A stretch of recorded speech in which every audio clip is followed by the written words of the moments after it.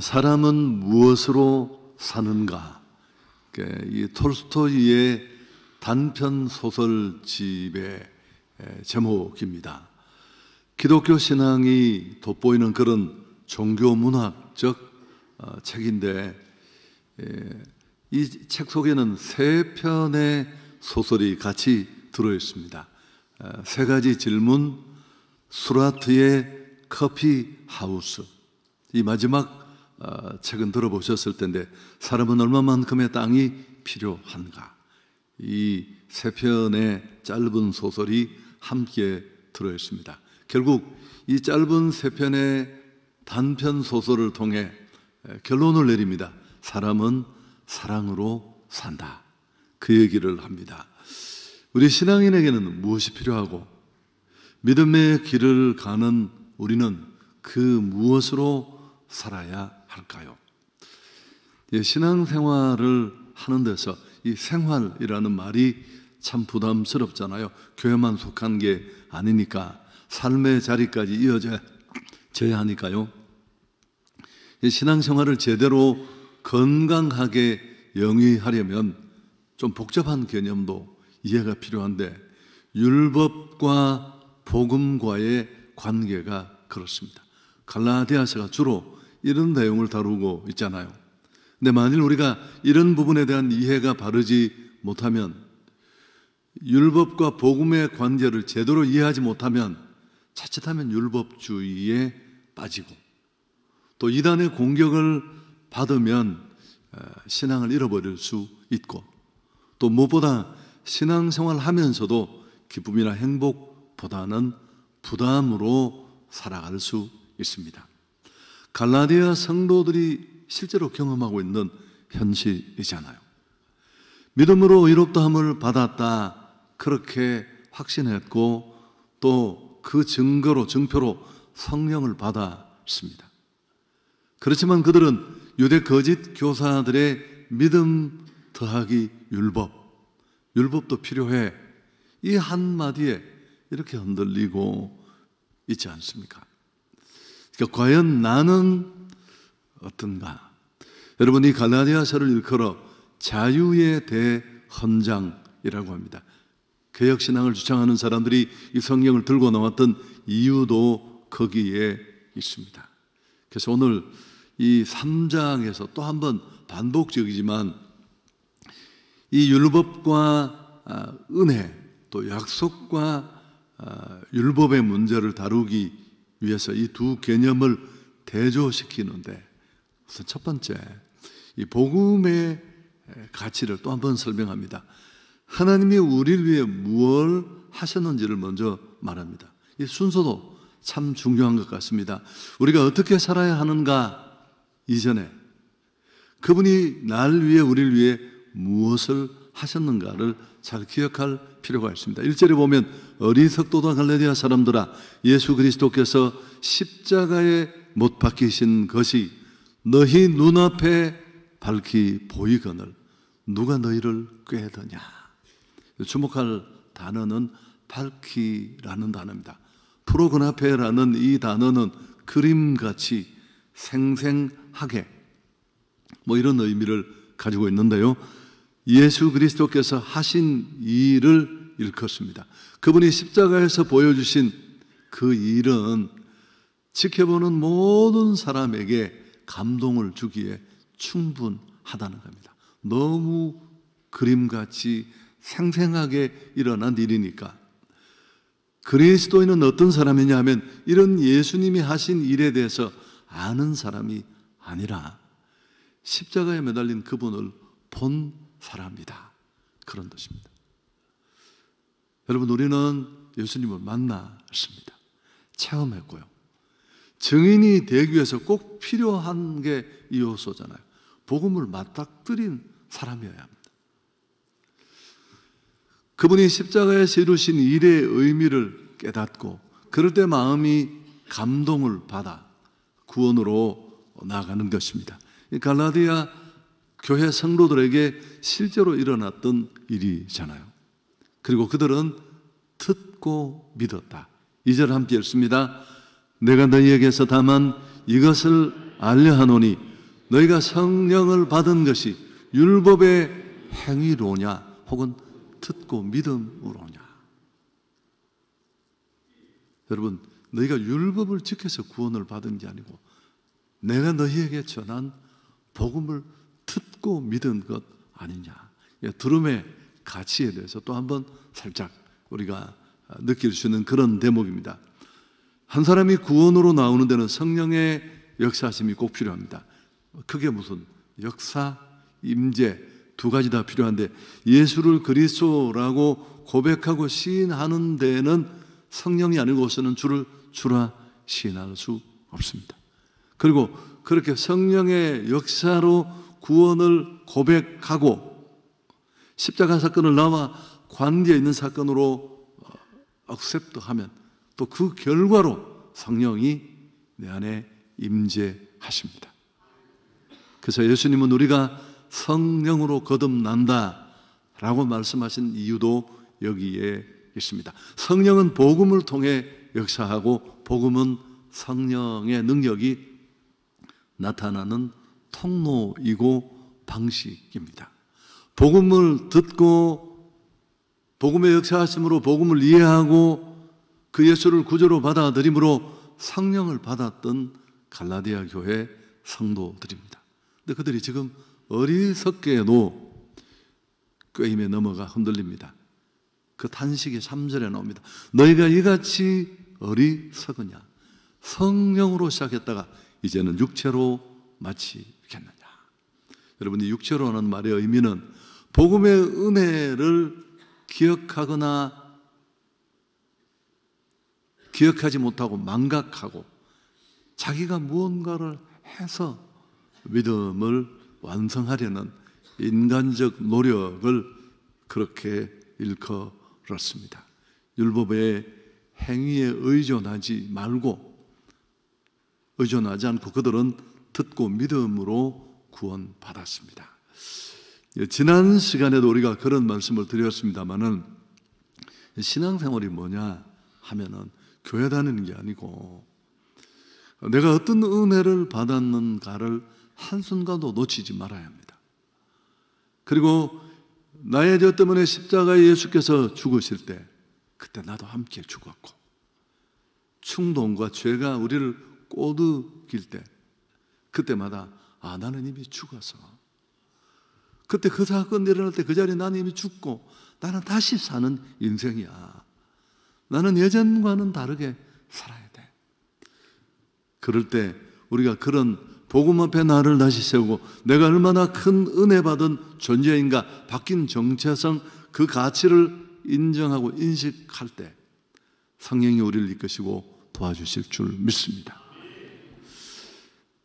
그리스도인들은 구원은 복음으로 받지만 성장하려면 성경의 원리들을 삶 전체에 적용해야 한다.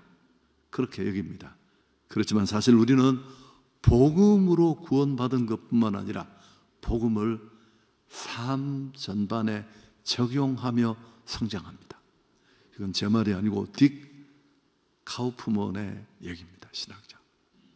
다시 말할까요? 우리는 구원은 복음으로 은혜로 받지만 이제 구원받은 자다운 삶을 살고 성장하는 데는 성경의 원리를 삶 전반에 적용해야 한다. 이렇게 생각한다는 겁니다. 사실은 그렇지 않다는 겁니다. 복음으로 구원을 받았을 뿐만 아니라 복음을 우리 삶 전반에 적용하며 살아간다. 여러분, 갈라디아서의 은혜를 우리는 이미 받고 흔들리지 않지만 우리가 이 갈라디아서를 강의하면서 받을 수 있는 굉장히 큰 유익 중에 하나가 여기에 있습니다. 바울은 성령과 복음을 뗄 수 없는 관계로 설명합니다. 우리가 복음적 삶을 실천하려 할 때 성령님도 도와주시고 그래서 우리 삶은 점점 변화된 건다는 겁니다. 자, 예를 들면 적용을 해봅시다. 분노가 마음에 일어나서 언제나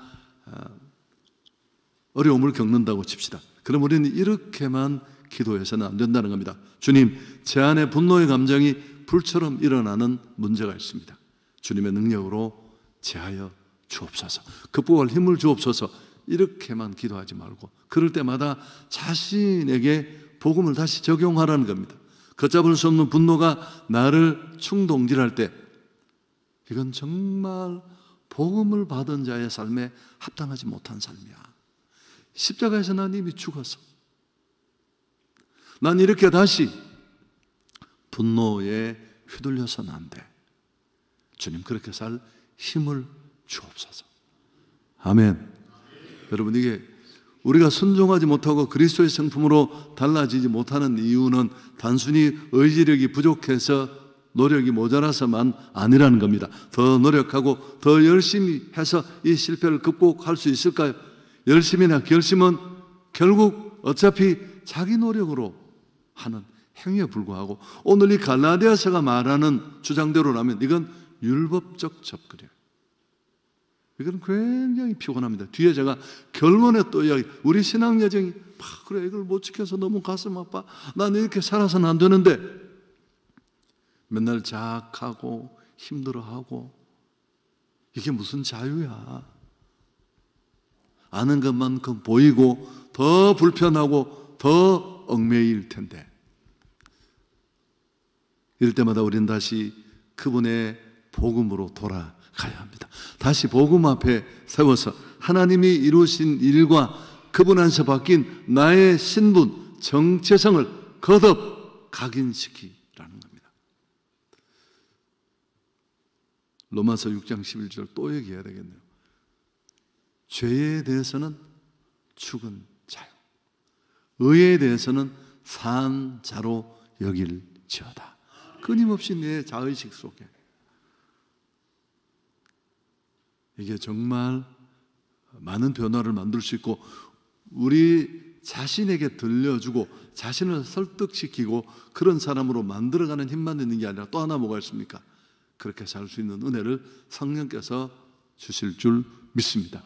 여러분, 이게 갈라디아서가 말하는 신앙인의 삶이고 믿음으로 사는 삶입니다. 이어서 이 주장의 예시로 아브라함을 소개합니다. 바울은 지금 유대주의 교사들과 맞서 있습니다. 유대인의 그 시조가 아브라함 아닙니까? 이스라엘의 시작은 하나님이 아브라함에게 찾아오시면서 시작되었습니다. 갈대우르 그 우상의 도시 한가운데, 전설이지만 아버지가 우상 만드는 사람이었다고 하잖아요. 그러던 그를 하나님이 찾아오셨습니다. 너의 후손이 큰 민족을 이루고 네가 하나님의 복을 받고 그분이 주신 땅에 살 것이다.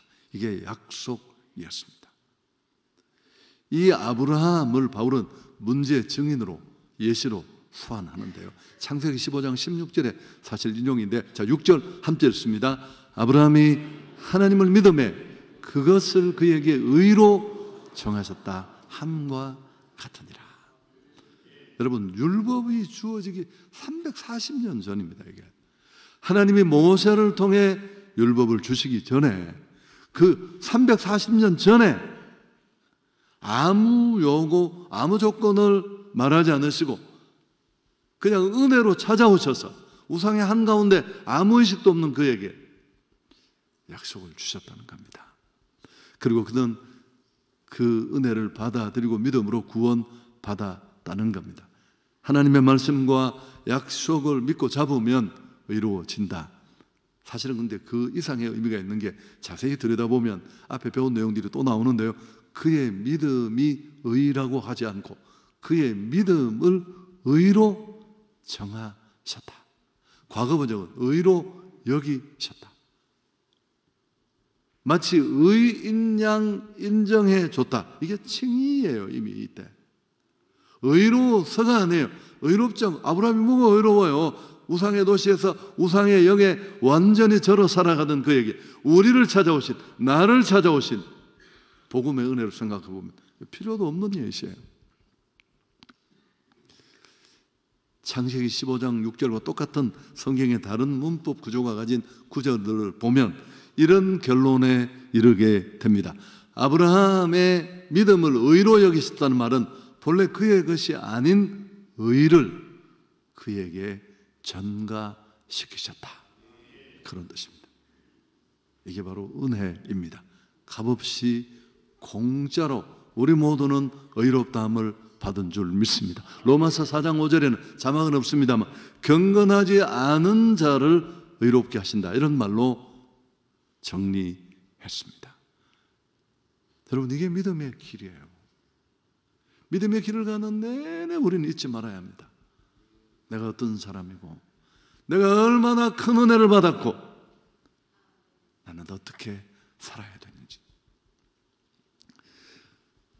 아브라함이 가는 이런 길을 가는 사람도 있지만 또 다른 사람의 길도 있겠죠. 율법주의에 속한 사람이 가는 길이 그런 길 아니겠습니까? 그 사람은 율법 가운데 살게 되겠죠. 10절 12절에 그런 내용들이 나와 있습니다만, 무엇 가운데 무엇으로 산다는 것은 사실은 행복과 만족을 거기서 얻습니다. 그곳에, 거기에 의존하죠. 무엇으로 살든 그것이 우리 삶의 핵심이고, 의미와 자신감, 가치와 기준이 모두 거기서 나올 수밖에 없습니다. 나는 무엇으로 사는지, 내 삶을 움직이는 기초는 무엇인지, 정말 그걸 잃어버리고 그걸 놓치면 내 삶이 박살이 나고 남지 않을 것처럼 느껴지는 그것, 그게 도대체 무엇입니까?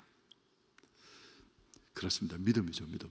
의인은 믿음으로 삽니다. 아브라함 같은 믿음만 있으면 복을 받습니다. 9절에 그러므로 믿음으로 말미암은 자는 믿음에 있는 아브라함과 함께 복을 받으리라. 오늘 자막 인용 없지만, 그러나 율법의 저주 아래 있는 자는 저주를 받게 될 거고요. 이게 오늘 이 갈라디아서 3장의 앞부분의 얘기입니다. 사실은 2장의 내용을 쭉 봤는데 제가 특별하지 않은 내용인데 얼마나 부담이 많겠어요. 제가 우리 교육자들에게도 그랬습니다. 설교를 한다는 건 이건 정말 어마어마하게 무서운 일이다. 하나님 앞에 예배 드리는 시간이지만 정말 많은 사람들이 시간을 들이고 마음을 들이고 와서 무언가를 듣고 봤는데 그게 그냥 이론적이고 지식적이고, 아무리 들어도 내 안에 어떤 변화, 내 삶에 아무런 변화도 만들지 못하고, 그렇다면 그게 얼마나 보통 일이 아니잖아요. 목사에게는 그 부담이 맨날 지옥으로 끌고 가는 거예요. 천국과 지옥을 왔다 갔다. 표현이 적절하진 않지만 힘들어하는 이유인데, 그러나 여러 번을 반복하고 되씹으면서 지금까지 내가 막 고치려고 애쓰는 것, 그건 율법주의적인 접근이에요.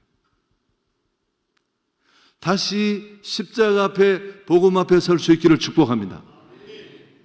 나는 이런 은혜를 받았어. 그 의식을 늘 가지고 다시 나를 복음으로 촉구하는 그런 삶이 필요하고요. 그게 신앙의 길이고, 그렇게 사는 사람을 믿음의 사람이라고 말하는 겁니다. 완벽한 사람이 아니라. 그럴 때 성령이 은혜를 베풀어 주실 테고요. 자, 두 번째, 율법의 역할. 그럼 아브라함에게 주어진 약속과는 별개로 그럼 율법을 왜 주셨냐는 거예요. 아니 그냥 430년 전에도 깔끔하게 끝났는데 그럼 왜 율법을 줘서 이렇게 힘들고 복잡하고 설명하는 저도 어렵고 갈라디아 교회도 이렇게 난리를 치고. 여러분, 율법을 주신 그 의도, 목적이 무엇이었을까? 자, 19절의 말씀을 함께 했습니다. 그런즉 율법은 무엇이냐? 범법함으로 더하여진 것이라. 천사들을 통하여 한 중보자의 손으로 베푸신 것인데 약속하신 자신이 오시기까지 있을 것이다. 그런즉 율법은 무엇이냐? 범법함으로 더하여진 것이다. 여러분, 율법의 목적을 설명하는데 율법은 구원을 말해주러 온 게 아닙니다. 율법은 구원을 우리에게 들려주려고 온 장치가 아니라 우리 죄를 말해주러 왔다는 겁니다. 그래야 결국 우리가 죄에 밀려서, 죄에 쪼여서 은혜로 갈 테니까. 그리고 그리스도 오실 때까지라는 기한이 있습니다. 기한이. 율법의 저 목적은 우리의 문제를 보여주는 겁니다. 우리의 죄성을 아주 적나라하게 뒤집는 거예요. 그리고 우리 안에는 결코 이 죄를 해결할 답이 없다라는 것을 입증하려고 한 것입니다. 우리는 율법을 어기는 존재고 율법을 지킬 능력이 없습니다. 지금도 우리는 답이 없어요. 율법이 우리 죄를 보여주는 것은 이 약속, 이 은혜로 주는 축복과 구원을 우리에게 주시되 믿음을 일으켜 믿는 자에게 주려는 장치입니다. 자, 그럼 이 율법이 무익한 것인가? 그렇지 않습니다. 이건 정말 고도의 장치인데요. 또다시 한번 율법의 목적, 주신 의도를 몇 가지 정리를 하면 율법은 구원을 말하는 게 아니고 죄를 말한다. 칼빈은 이 율법의 목적을 율법의 제1용도라고 불렀습니다. 뭐 그런 말 필요 없지만 교통법이 없으면, 형법이 없으면 죄를 알지 못합니다. 이게 왜 죄인지, 이게 뭐가 잘못인지, 죄를 드러내고 죄성에 철저히 오염된 인간의 실상을 적나라하게 보여주는 장치가 죄입니다. 율법입니다. 율법. 첫 번째 목적이죠. 여러분, 성경이 없었으면 우리가 잘못 살고 있다는 걸 어떻게 알았을까요? 인생은 내 것이고 그저 버킷리스트 체크나 하면서 잘 먹고 잘 살고 나를 살찌우다가 찰나의 시간이 지나면 죽음 앞에 서는 거 깔끔해. 아니잖아요. 만드신 분이 있고 목적이 있었고 그 목적을 어긴 죄가 있었고 돌이키는 길이 있고, 두 번째 율법의 또 한 가지 목적은 우리를 그리스도께로 인도하는 초등교사다. 2장에 살짝 말했지만 사실은 24절에 그 내용이 나옵니다. 이같이 율법이 우리를 그리스도께로 인도하는 초등교사가 되어 우리로 하여금 믿음으로 말미암아 의롭다함을 얻게 하려 함이라. 죄가 얼마나 큰지를 알게 해서 그 죄의 저주가 얼마나 무서운지를 보여주면서 우리가 살 수 있는 길, 죄를 해결할 수 있는 길, 그 은혜가 얼마나 필요한지를 절절히 느끼게 합니다. 그리고 우리를 마침내 빛 되신 그리스도께로 인도합니다. 마지막 세 번째 기능이 남았습니다. 오늘 그 얘기를 하려고 하는데, 이걸 칼빈은 율법의 제3용도라고 불렀는데 이름은 중요하지 않은데, 우리의 죄를 깨닫게 하는 율법, 그리고 마침내 그 죄를 달달 볶아서 그 죄의 절망을 보여주어서 우리를 구원으로 은혜를 간합할 수밖에 없는 자리로 우리를 이끌어가는 장치. 여러분, 정말 배고파 보지 않은 자는 지금 먹는 이 한 끼의 소중함을 몰라요. 막 불평하고 엄마 밥이 이게 뭐예요? 제가 대표적인 사람이거든요. 저는 이렇게 요 속에 들어와야 맛이 있습니다.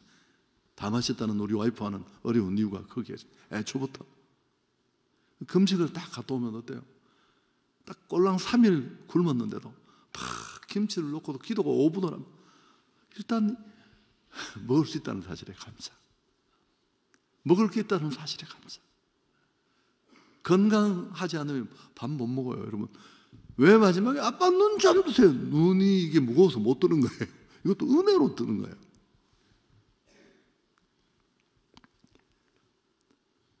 여러분, 세 번째는 율법이 그런 목적을 다 달성해서 우리가 정말 은혜의 감동 속에 들어가도록 세 번째 남은 제3의 용도가 뭐냐 하면 하나님의 온전하신 뜻을 보여줍니다.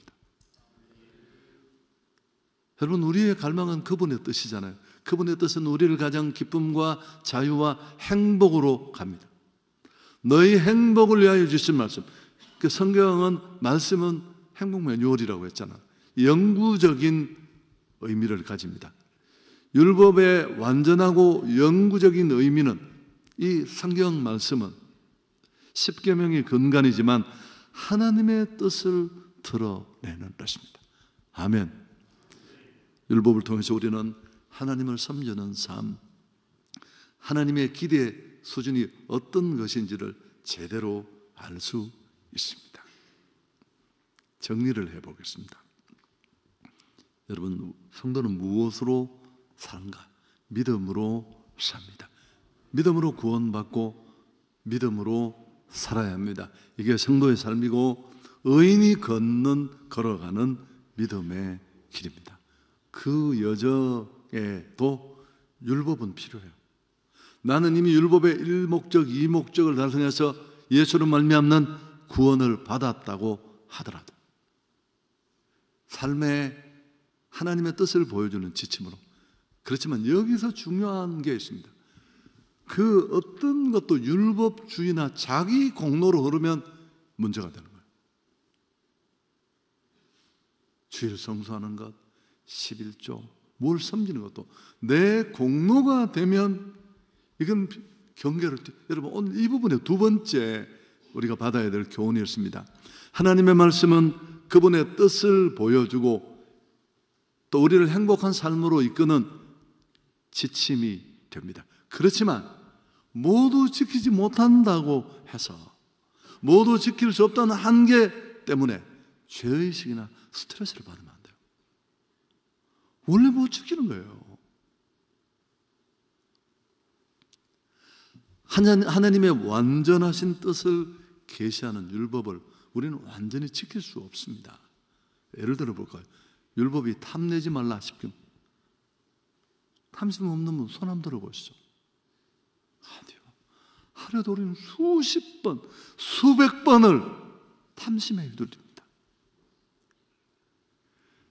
그 꼴랑 탐심 하나도 억제하지 못하고 살아갈 수밖에 없는 존재예요.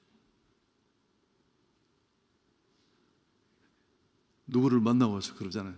야, 그 인간 굉장히 이기적이더라. 아주 무슨 한 20년 형을 살아야 될 사람처럼 얘기하는데, 여러분, 이기적이지 않은 사람이 누가 있어요? 여러분 잘못 알고요. 우리 다 이기적이야. 지구의 중심에 내가 있고, 우리는 그저 이기적인데 밥을 말아 먹는 사람이에요. 저는 인간을 이해할 때 이기적이라는 사실을 인정 못합니다. 그럴 수밖에 없는 한계가 우리에게 있습니다. 율법을 잘못 사용한 사람의 예를 들면서 오늘 설교를 정리하겠습니다. 복음서에 나오는 부자 청년, 누가복음 18장에 예수께서 율법의 내용을 10여 명의 항목들로 제시하시고 지키라고 말하자. 그는 내가 어려서부터 다 지켰다, 그렇게 대답했습니다. 여러분, 이건 교만하기도 하지만 문제가 있지만 무엇보다도 율법의 목적을 잘못 활용했다는 겁니다. 율법으로 자기 죄를 찾는데 나의 약함을 보는 거울로 쓴 게 아니라 자기 의로움의 확인거리로 삼은 겁니다. 나는 주일을 성수했고, 나는 채소의 한 그릇까지, 마당에 채소 뽑은 것까지 11조 다 드렸고, 나는 하나님 앞에 너무너무 떳떳하고, 이건 이미 경계를 넘어간 거예요. 그래서 앤드류 주크는 사단이 율법을 가지고 우리 자신을 거룩함을 입증하려 하나 하나님께서는 우리가 죄인임을 입증하기 위해 그것을 주셨다. 언제나 십자가 앞에 설 수 있기를 축복합니다. 눈을 위로 깔 수가 없어요. 그리고 이미 구원을 받고 복음의 은혜 안에 살지만 우리가 하나님의 뜻을 이루기에는 언제나 한계가 있다는 것. 그래서 그 말씀 앞에, 말씀의 거울에 나를 비춰 볼 때마다 은혜를 기억하며 감사해야 되고요. 또 나의 약함을 볼 때마다 겸손하고 엎드려야 합니다. 주여 은혜를 주옵소서.